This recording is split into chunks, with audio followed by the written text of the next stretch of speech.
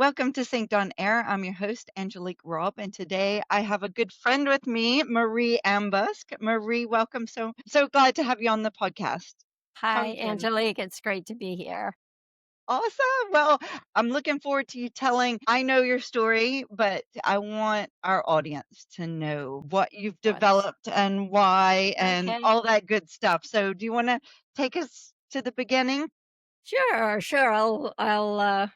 I'll tell you about that. So I have not been in this industry that you folks are all so firmly planted in Oh, for very long, or maybe, well, not that it's not for very long, but for the same reasons that you have been.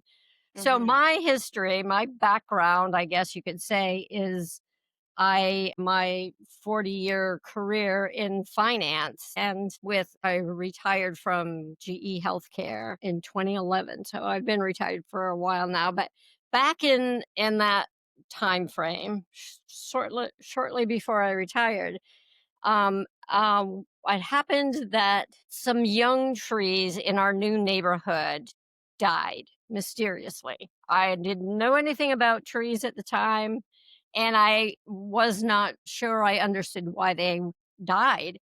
So we had an arborist check them out, look at them, and he said it's a root collar disorder. I'll never forget that term. I had no idea what that meant either. It didn't sound good though. Okay.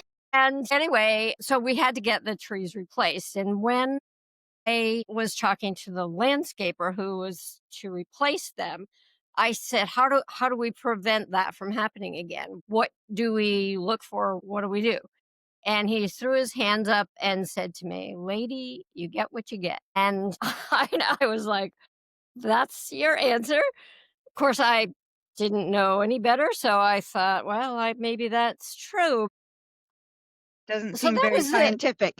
Not very scientific, and again, I was not in a position to quiz him on it. I didn't know anything more about it myself, but it just didn't seem right. So in the end, Trust your gut because that yes, isn't right.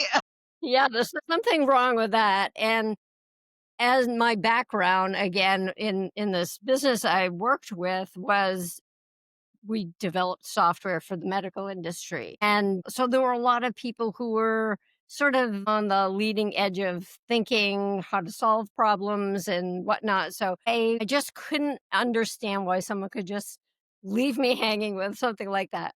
So I thought, well, I need to learn more about this myself. And I studied a lot about it. I wanted to understand how trees grow, why they die, and what we could do to possibly help them to live to maturity. It didn't take very long for me to realize that it wasn't just my neighborhood and my landscaper and my trees and that were having a problem like this. It really was a big problem everywhere, and it's a hard problem to solve. So again, things kind of went from one thing to another. I became a master gardener back then. This is where my first education for all of that happened. And since 2007, I have been a leader of a master gardener project Wow, called congratulations. Triage. Yeah.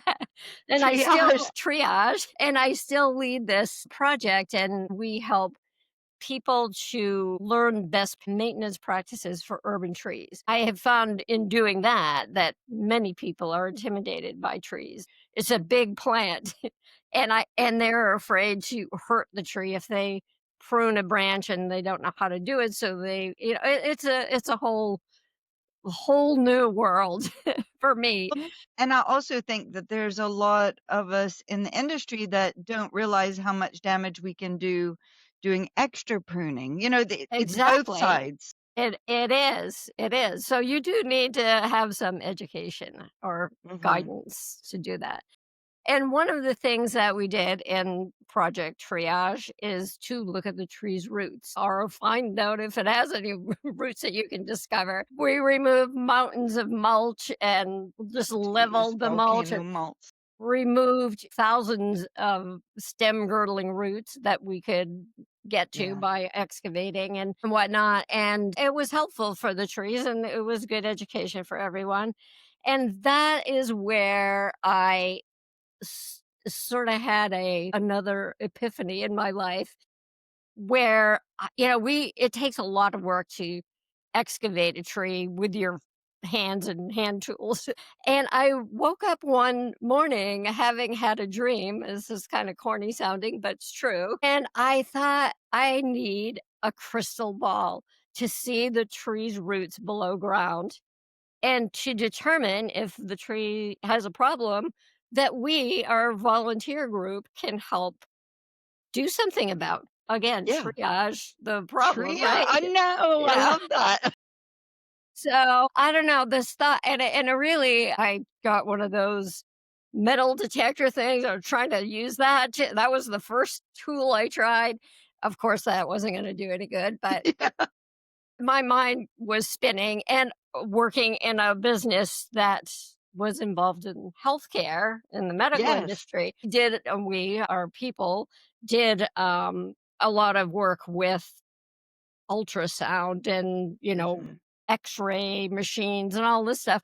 So I went and picked their brains and said, "Well, can we look at tree roots with that? And how can we figure this Yeah. out?" So it all started out with me being very selfish and wanting to make my job easier and to help my volunteers. Hardly Seriously. selfish. Yeah. No, But you're saving trees. honestly, I had no clue where this was gonna take me.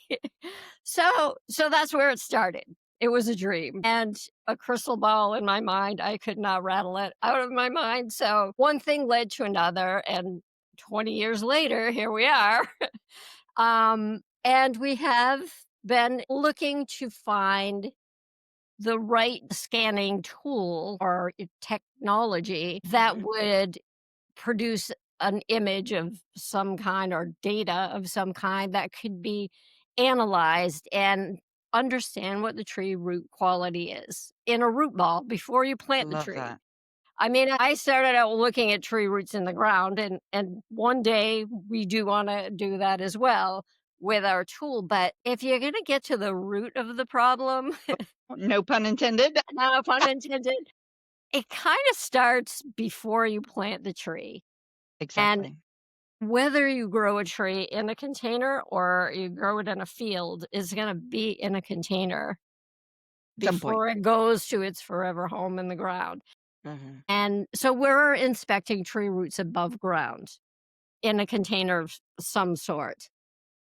So that I think is the it's fantastic. I mean, I think roots of any plant, um, there's quality in everything in our industry. mm, There's quality in how you lay paving. There's quality in how you design the landscape. There's quality in everything. And roots are one of those things that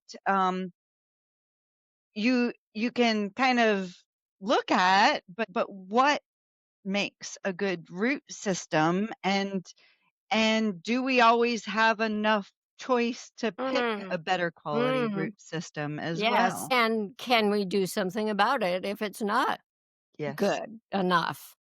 And of course, we realize tree roots are not perfect and they Yeah. are not intended to be perfect. Like us, they are perfectly imperfect. Yes, yes. And Well, it's so, organic, so you can't yeah, control it, to a exactly. certain You degree. can't Yeah. control it. That said, there are some problems that we humans have brought upon the Created. trees. Yeah. And by the way, we've grown them in the nursery that could lend to their demise in a Yes. much shorter period of time than it should. And that's the kind of thing that we're looking to identify so Improve. someone can fix it before we plant the tree.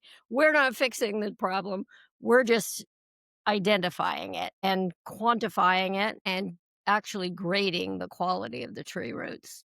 I was gonna ask that because, I did an interview with John Conroy at Fish Branch Tree Farm in Florida, and he was like, we talked a lot about trees, and grades and standards and specifications. And Yes, Florida is one of those states that has a robust, absolutely. grading system, Yes, and it's proven to give them higher they can justify the quality. right. We don't have that in every state, and No, we don't. his argument was like, "We need this everywhere Yes, I because agree. we're not delivering quality." It's like, all this health talk makes me think of, whenever I was having my first kid and, the first 7 years of their lives, even though they can't even talk for some of that, is like Mm, the most important part for their personality, for, mm, the yes, rest of their yeah. lives. It's the same with It's a trees. foundation. Yeah, it is. And often we're neglecting them maybe in a pot, Mhm. thinking that Yeah. trees can be really tough and they Yes. can grow. I'm down in South Louisiana where there's live oaks that are hundreds of years old, and they see them and everybody parks on the tree roots and all this stuff, and you go, gosh, and they still survive. And like, Yeah, not yeah. that I'm saying to do that, but Yeah, we treat them pretty rough and they still we survive. do. but We but do. um you know how could you know we do better? And Right. And it part of really that starts in the comes with beginning. education and awareness of the fact that the tree roots are very shallow in the ground. So, Yes. when you park your car on it, That's it suffers from that and so out Well, of I sight, think out it's of because mind though. it's well, I really think, and I always like to try to get into everybody else's perspective too. Yes. Like, the problem, or the challenge, I should say, with trees being damaged is that you usually don't see it for many years Right after away. it Exactly. happens. Like, Yes. you talk about perennials or something. Obviously, if you go and step on some perennials, you'll see it right away that you've damaged them. Exactly. But Exactly. trees, if you volcano mulch them, you Mm. won't see the problem Yeah. for maybe years, because Right. it helps Mhm. disease and, get in, and it's just a deterioration over maybe 5 to 10 years. So Right. how do you tie the root cause to Mhm. what you're seeing? So I Yeah. think that makes it really hard for us, because we're more, I think people in general, like homeowners, arborists, landscapers, we're more in the moment, Mhm. um, than think about something that we did 10 years ago that caused this. Exactly. And when the problem is manifests itself in 10 years or longer, there's no recourse. Like, you can't go back to the guy who planted the tree or grew the tree and say, "Well, it died because of something you did." I mean, who can do that? You can't do Yeah. that. So it's a very painful reality for the tree asset owner, which could be the homeowner, the municipality, Yes. the landscape architect who's has a reputation for preparing and designing and developing beautiful sites when it's there for the long term, and if the trees fail in a lot shorter time than they should, that's bad for everybody. So there's pain all around, and it's very expensive to remove and replace a tree when Mhm. they should be living much longer than that. I find that from the exposure I've had to this world of yours It's that yours too now. it is mine now. I know, I guess I can't walk away from that. But it seems to me that for a tree, because of the nature of the tree, that the stem grows in girth. It gets fat over time. It generally, if I look at a tree and it has lived and is thriving for 20 years or more, I think that tree could make it to maturity, because it seems like right around 20 years, the girth of the tree, the circling roots that were in some container, and the roots always win. They always win. They strangle the tree and it just can't it can't do anything. And it's underground, so until someone is called, like an arborist or landscaper is called to a site to To see air what's wrong with spade this it or tree, and they something. start Yeah. poking around and expose the roots, then you see, well, sorry, but root And collar yeah, disorder. you can only do something like, correct it, Yeah, air spading, and if it's not already damaging so damaged. the trunk. Yeah. Yes. There is I think there's a potential for correcting that kind of a problem before it gets too far gone, too badly damaged, as you say. But it's a lot of work and it Yeah. is not likely going to Expensive. happen. It's expensive.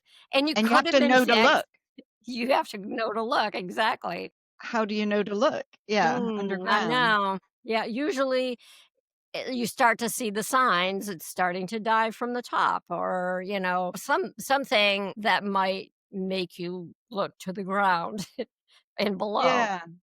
but I see a generally lot people of don't do that. unhealthy trees around, and that Mm, bothers me, and yeah, I think there's signs of, problems in trees all over the place.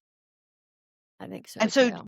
you did mention that your tool, so TreesROI, Yeah, so the goal of your tool is first off to scan the roots in infancy container, yeah, in a container. above Okay. ground, yep.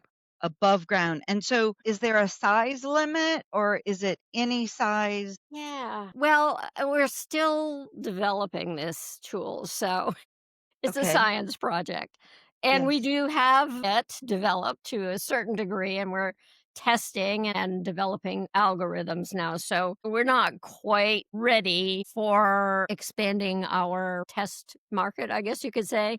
Mhm. So right now, our ideal tree container to scan, again, to keep the variables at a minimum, is a number 15 container, 15-gallon container tree. By then, the roots have grown enough. They've been shifted from various containers into that. So there could be a myriad of issues going on that would be interesting to identify. But once we get all of this, the whole algorithm set and peer reviewed and all, which is probably we're within a year or 2 years from getting to that point. And Fantastic. and then we will be able to use the tool on a big box tree, like a, Okay. 7 2,000-gallon tree, Yeah. or those would be interesting, I think, to see Yeah. what's going on in there. I don't see it being really valuable in smaller than a number 15. Okay. I'm just thinking, once we get Too the juvenile. industry to identify at that level, if they are growers and they realize, "Oh, there are problems in our number fins, we need to shift them differently from a 10 to a 15 and make sure that the roots have been looked at." Oh, I mean, there's something they could do to Well, get to that's what that point, and yeah, you wanna there's fix it before it gets to the right. huge sizes. So I think, Exactly, right. like, your point about once the trees get to a certain girth, then they're strangling themselves. So you want to I mean, I can imagine 15-gallon is a very good size for that. Yeah, If you yeah. fix everything then, Yes, you're in yes. good shape for the future. Yeah, yeah. That's kind of the Goldilocks size. Yeah, It's, easy to move around. I think the growers like selling that size, and it's a good test market for us, so we've been focusing on those, though we have scanned other size things too. But yes, so what our product is a the ground penetrating radar is our technology, and it's okay. a tree CT system. So, just like a you go to the hospital to have your broken leg examined by a CT machine, it's the same kind of technology, only it's around a container above ground, and it is not like X-ray technology that's dangerous to be around, which a CT, a medical CT would be. So, ground penetrating radar is very safe for people to be around. So, what we have, I'll just describe it a little bit to you, but If you could imagine a 15-gallon container, it's Mhm. probably 17 inches tall or so, pretty rigid top, although they're all different and sometimes they're broken or warped or I mean, there's so many variables just in in that group. So what we have is there's a track that sits on the top of the rim, for Okay. example. It is kind of like a racetrack and has a wheel on it that will spin around the track. Attached to this wheel is a mechanism that has an actuator arm or a arm, I guess you could say, that hangs over the edge of the container and it holds the radar sensor. So Okay. as the little racetrack thing spins around, so does the radar gadget, which is about the size of a cell phone, Okay. the sensor, and with each rotation, it is spirals its way down to the bottom of the container, and so it's like Okay. 1 centimeter of a slice of each rotation. Okay. Oh, Where it it's goes just yeah, a down. Yeah. spiral, long string of data, which is really hard to look at and make any sense of in itself, but it really is, it's amazing that the algorithms can identify and knit all of that together, and we actually do have a 3D image of the tree's roots that you can look at. Of course, you still don't know if it's good or bad because it's a hot mess in there, but that's why we need Yeah. the algorithms. The data scientists are now studying that to determine, is the stem of the root of the stem of the tree below the grade of the soil, and how far is it? And that could be a problem. And are there roots above that point, which is where this girdling problem can Can be happening arise. if you don't Yeah. remove that.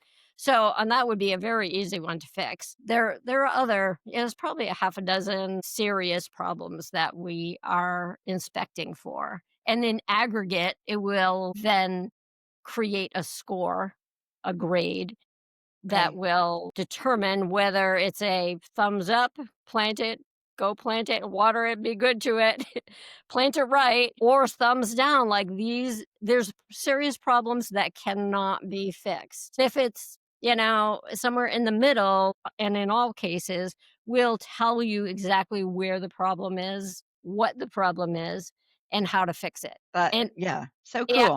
So and okay, go I'm ahead. sorry, go ahead. Well, I was just gonna ask, are you getting a lot of support from nurseries that they want this? Is it Yeah, Mhm. it's kind of a tough sell to a nursery until they understand better what the likelihood of how they could use this in their operation is. I think, and I totally understand that they are a little bit threatened by someone coming or up to them and hesitant? saying, Yeah. "We're gonna inspect your tree roots and you may not be able to sell them for the price you want," or whatever. It's their inventory, it's their livelihood, and it is a scary thing to do that to someone. But it's not the we're not intending to throw anybody under the bus or Mhm. cause anybody's operation to have a problem. We're trying to create a tool that will help them to grow better trees, which no one's in that business if they don't want to do a good job. I can't believe that they would be. It's way too much work. Well, and it could be the other way instead of it could be that their higher grade trees Yeah, command a better price. absolutely. Not necessarily that they can't sell these other trees. So I think Exactly. it's, I feel like everything's about, it could be race to the bottom, cheaper, cheaper, cheaper. Right. But actually, Yeah, the value of trees, the value exactly. of a 20-year-old, 40-year-old, Yes. 100-year-old tree, Yes. it's in that line, that like Yeah. it's worth tens of thousands of dollars, hundreds of thousands of Absolutely. dollars. Yeah. and how can we create that? Because, we can Mhm. plant trees all day long, but if they're not gonna survive, Right. then we're actually wasting resources, we're wasting Absolutely. time, Yes. so I think you're right. Ultimately, it will raise the quality in the industry of the product of Yes. trees, and I think that gives our industry a better livelihood, a better it should raise the bar and make things worth Yeah. more. Exactly. So it's all about the value proposition, which is exactly what you're saying. And depending on where you are in this big green industry, the value proposition is going to be different. If you're a grower, you might consider that you could save resources, water, human resources and time if you focus on the trees that are going to live and be a good product that you can sell for more money.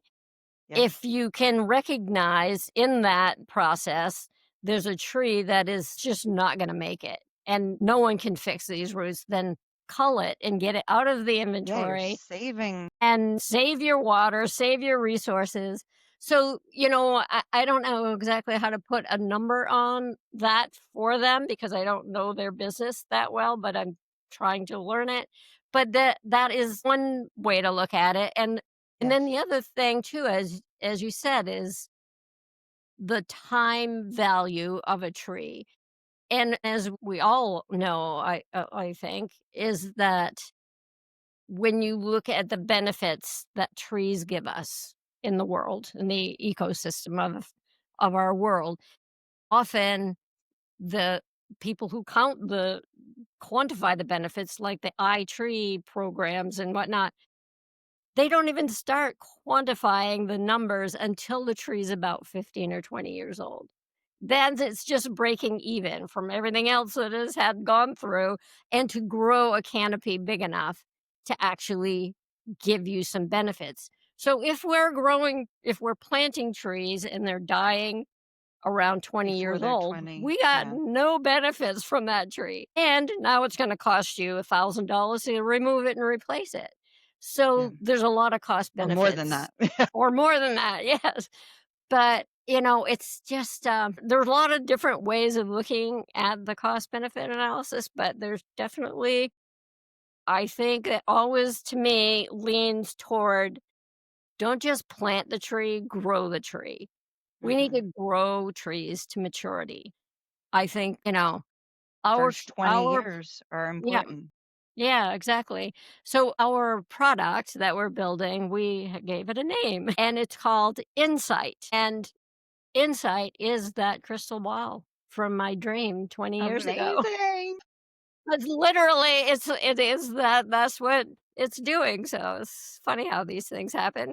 That is, yeah, it's so inspiring to hear someone coming from outside of the industry recognizing a problem that exists, but it's a hard solution to crack. It is a And hard solution to but your crack. medical experience and background was a perfect fit is what it seems like, you know? Well, it Like, has helped, and although I think it goes farther back than that with me, but and we won't get into that right now. That's another podcast or okay. maybe wine instead of coffee. We'll have a chat. But but I think it for me, I am the pissed off customer whose trees died and they shouldn't have. So don't piss me off. This is the bottom line with me. Sorry, but it's not a little crude, but it's true. I think I often wonder why am I doing this, and I just can't let go. It's like it's taken over, and I'm just going along for the ride. But it's Wow, hard. you're not just going along for the ride, you're driving it forward. Thank you very much. Yeah. Well, we've failed a lot. This is the kind of thing as anyone starting a business or trying to do something innovative in the world will know is that you fail and you learn from failing, and if you don't then you really fail. Yeah. So it's been It's a an journey. interesting ride. And I am very grateful for, for most of this time, I've done it with no funding at all, just a lot of wonderful Passion. people who have been also interested in doing this. Some of the people on my team have been with me for 15 years. It's amazing. And for That is amazing. most of that time they have not gotten paid anything. And I say most because we are also very thankful that our work has been supported by the National Science Foundation. We got a grant last year, a small business innovation research grant that helped us develop what we've got so far, really. Yeah. And also, the state of Vermont has helped us with a grant through the Agency of Commerce and Community Development. So, very grateful for that help. But we can't do this alone. It's our little startup company is basically me and these other people who help whenever they can. And it's gotten to the point where we're very close to having something. It's like we've reached our capacity to, you know, do it alone. So I'm hoping Yeah. somehow to inspire some people in this industry to partner with us and help us really get it to where it needs to go and Get in the it to be industry. commercial. And Yeah. it's kind of funny, and I told you I this is not my first choice of being in this industry, but here I am. And last year, through the National Science Foundation grant, we did a lot of customer discovery because, of course, you can have a great idea, but if it's not really going to solve a problem that other people feel is a problem, like who is your customer, essentially, and Mhm. who cares that you're solving this problem? So I tried to talk with people in all the different aspects or the silos, if you will, of the green industry. And it is a very diverse industry. It It's is. not just the growers, it's the landscape architects, the municipalities, it just goes on and on. I have this Venn diagram in my head. Well, I still do, but back then I was like, I feel like it's a dysfunctional family, and everybody is blaming each other for whatever's going wrong. It's not my fault, it's your fault, and they weren't really talking to each other, at least from my perspective of the whole thing. Yeah. And yet, every person I talked to from all the different silos, they did care. They really wanted to see some way to get to To the bottom fix of the problem. fix They this problem of fix it, trees yeah. not They surviving. encouraged me to do that. And then an interesting thing happened when I attended Sync to Live last Yeah. year. It was actually this year, believe it or not. It That was feels this like year, yeah. January, I know. So, that gathering that you put together was amazing because it pretty much covered the gamut of people from all walks of life in the green industry. And instead of seeing this crime scene investigation board in my head of all the Functional people, the family. dysfunctional family, all of a sudden, or when I left the conference and was thinking about it, I could see outstretched hands from each of these silos of people wanting to help each other to get to where they need to go. And it gave me this feeling like, okay, they're not so dysfunctional after all. There's hope here. And it was just a wonderful feeling. And I am holding on to that image. Thanks, It was Marie. I great. mean, I think I've always envisioned that synced could be is like a red thread through all of these Mm, disciplines, specialties, silos, whatever you wanna call it, because it's actually from my oil industry background. You have your strength in your own discipline because you have to. But if you don't understand what other people's work, what impact other people's work has on your work, exactly. you can't come together as an industry and make those huge leaps that we need to. I mean, like to your point, everybody is passionate. If you're in the industry, you love the industry. Yes. Do you have time to connect or know about everything that's going on in the industry? Probably not. But, Mm, we do need a place to know about everything that's changing in our industry, all the science, the real science that we're learning how to do better.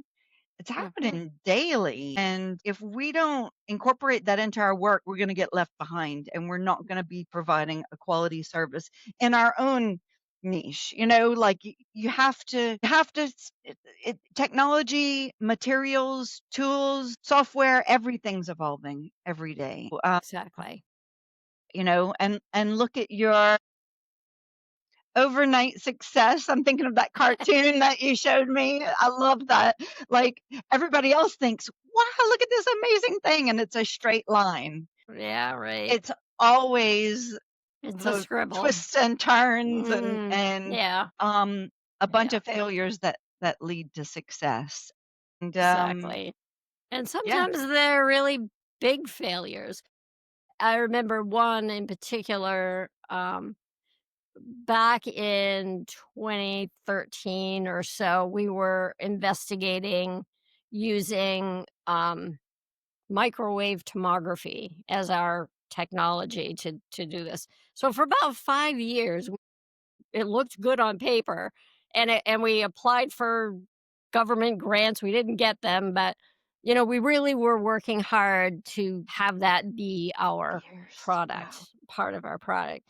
But then I finally got the actual sensor and went to the University of Vermont to do a test with one of the professors there that I know, and it failed so badly.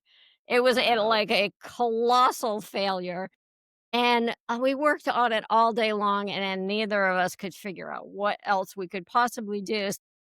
It seemed like all that time was wasted, or maybe not really, but it wasn't happening, and I walked away and I thought, maybe this is the end of it because I don't know what other sensors there would be. At the time, he said to me, "Try ground penetrating radar again," because we had started out years earlier using ground penetrating radar, just wasn't robust enough to give us the data we needed. But he said it's changed and it has really improved a lot, so you should try it again. And so with that, again, the crazy squiggle, we dropped to the bottom after the testing. And I said, well, what have I got to lose? I'm going to call radar people back. And sure enough, they are the most wonderful people in the world. This company I'm working with, GSSI, on doing this, and their radar had improved a lot. And even since then, it's improved even more to the point where it will absolutely do this work for us, I and mean, they're very supportive. that's a great lesson in itself. Just because you tried something once or you tried something at a Yeah. certain point in time, everything's Don't do evolving. Yeah, Don't exactly. don't disregard it. Don't throw it Exactly. away. Make sure Right. that you're Yeah. still open to seeing it as a solution. Possibilities, right? Well, this is so exciting. I just love it. I love that um, your passion project of how many years? 20 years now What's about 20 years, yeah. It's a long is time. I know, but look at what you're Mm, doing. You're gonna help elevate the quality of trees grown in retainers in containers. I hope Um, so. it's you're doing so much for the industry, and you are now honorary member of the industry. You're in it, so can't I'm get in out it. now. There's no turning around now. Well, I love it. I think it's a great industry. Another a little anecdote I'll share with you from years ago. I think this was 2010 or so. I happened to meet Bonnie Appleton, one of my heroes in the industry, doing a lot of research on tree roots. She has since passed away, so rest in peace. But I did meet her at her lab at Virginia Tech, and at the time I was didn't know what I was doing, but I wanted to do something, and I had a PowerPoint pitch, and I explained it to her, and I said, "Well, what do you think, Bonnie?" And it was pretty crude, but that was a long time ago. But she said, "You know, you're onto something, and it would be great if you could make whatever it is you're doing happen. But I'll tell you one thing, your biggest challenge will be the industry itself." And I didn't know what she meant by that, but I do know now that it's hard to um change an industry. This is a big change for people, and change is hard for anybody. But it's a good change. So it's all the way it's presented and how it can be built into what everyone does.